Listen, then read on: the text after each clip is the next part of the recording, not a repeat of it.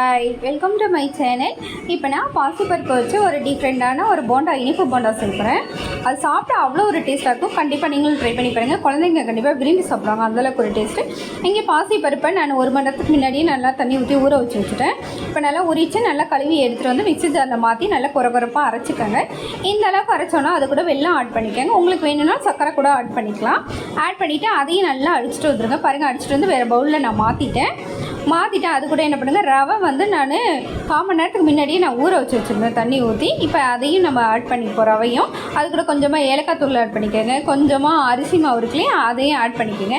Add பண்ணிவிட்டு நல்லா mix பண்ணிக்கோங்க. பாருங்கள், இந்த அளவுக்கு மிக்ஸ் பண்ணிவிட்டு கையில் எடுத்திங்கன்னா கையில் எடுத்து போடுற மாதிரி இருக்கணும் எண்ணெயில். அந்த அளவுக்கு மிக்ஸ் பண்ணி வச்சுக்கோங்க.